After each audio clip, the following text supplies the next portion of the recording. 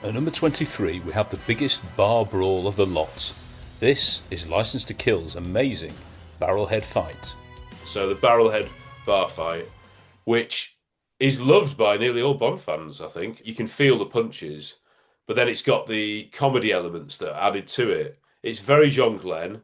It's another example that this film is not just some dreary, boring, overly serious film. There's so much colour and character in this one scene alone.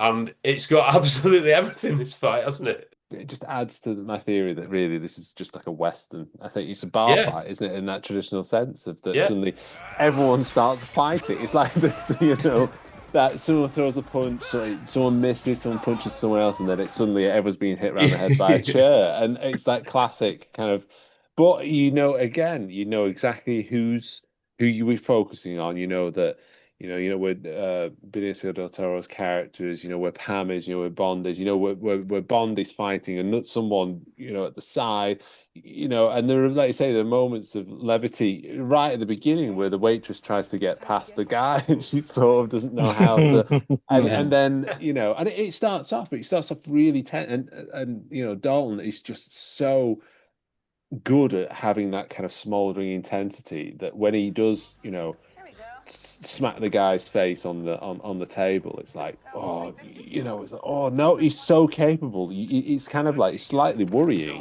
that you're going to let rip and he's just going to end up like maiming people.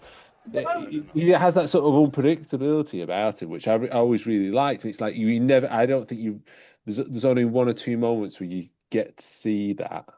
Only John Glenn would have someone being, a sort of attempted to be gouged by like a swordfish. The action to it, like he swears, doesn't he? He does say he does drop an F bomb, but it's you don't quite see it, and you obviously don't hear it. If you watch it, he goes, "What the?" Oh And my word! What's it again?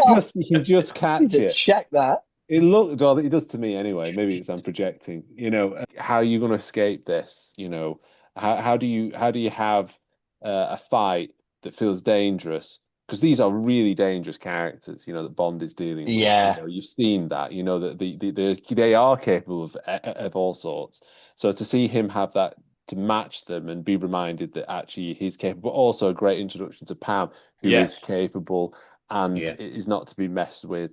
And Yeah. obviously has thought it through, obviously bringing the shotgun and surprising people and helping Bond out. Bond being knocked down, watching, a bit of a Roger moment where he stands up and does the dancing. Yeah. yeah. It ticks Brilliant. a lot of kind of Bond legacy boxes, and I think that also comes from obviously, it was still the same family making those films, and also John Glenn having been involved in all that. It's like almost slight greatest hits, but without it feeling forced. And I think at the end of the day, it is a fight that does sort of feel dangerous, and it ends in a obviously when you watch it first time, where a character, one of the main characters gets shot in the back. So Yeah. Yeah. again, it's that there's always that sense of danger in this film, and I think this is pitched really well, where it's a proper old-fashioned scrap in a bar, but there's an edge to it, and I think with Dalton there's always that. I think the pitching of it, like you say, is the genius of this fight because, like you've both mentioned, License to Kill rightly has a reputation of being of the more serious Bond films in terms of the themes and the plot, and it's got to find its humor somewhere. And it in this film, this is the example of where it finds its light touches, where it finds its humor, the levity that you've spoken about, Chris. And it's not in one-liners necessarily; it's in entertainment. It's in an action scene where you've got all those things that Chris mentioned. You've got some serious things that happen because of it. But I think one of the primary functions of this fight is almost just to entertain audiences. Like it is so much fun to watch because it's got that old-fashioned Western feel where there's so much going on. You've got extras in the background fighting. You've Yeah. got ridiculous props being used. It is absolute entertainment. And like you said, Tom, it's almost universally popular because of it. It's so fun to watch. You're getting great punches and great fights. And yeah, it's fun. And this is where you find these moments of fun in License to Kill. And I think it's very clever filmmaking. It's not an opportunity being used to glorify Bond, particularly in any way. He fares reasonably well in some of the fights, but it's so busy. There's so much going on. He takes a funny punch to the face and goes down to ground, which is quite humorous. It doesn't diminish your view of Bond at all, seeing him, be a fairly ordinary fighter in this. Um, it's just all about the entertainment, and that does give the opportunity for Pam to step up, which is great. And yeah, you've got Dario looking pretty scary. I think out of all the fight, he's the one who maintains the most threat in a way, even above Bond. Dario doesn't really enter into any of the silliness. He holds back a little bit, and any involvement of him is actually quite scary and threatening to the point where he obviously shoots Pam in the back, which is so bad.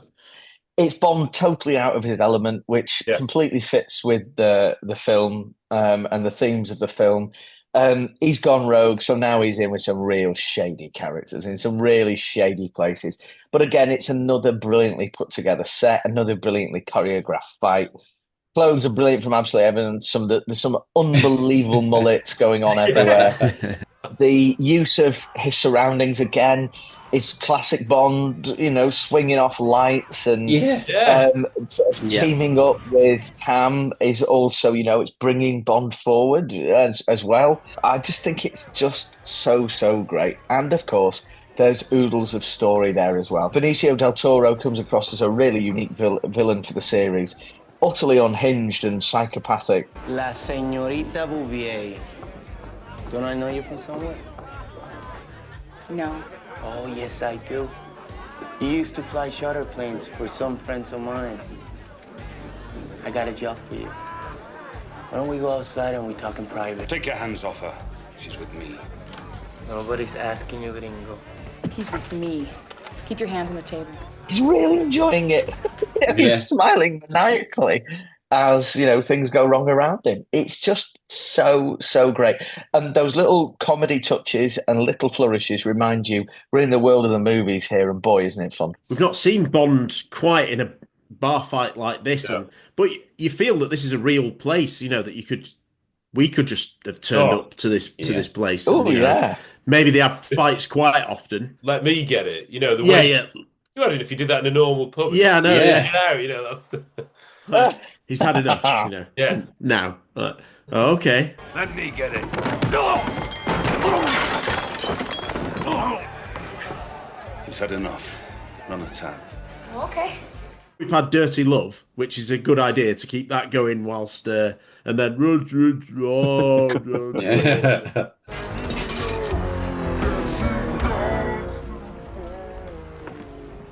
Go to John. Yeah, I love it. Pam is actually better in this situation. Yeah, she's come with a shotgun, which is a bit of a comedy. Yeah, it is. It's brilliant. You're carrying, and he shows the gun, and then so good, brilliant. Oh. Yeah, You carrying? If they start shooting, you just hit the deck and stay there. Dario, he's not superhuman. He gets punched pretty easily, and then and I know he gets up and with his knife and the straight arm and at the table, with like the Yeah. so scary. It is, He's so good. Toady looking guy. Yeah. Yeah.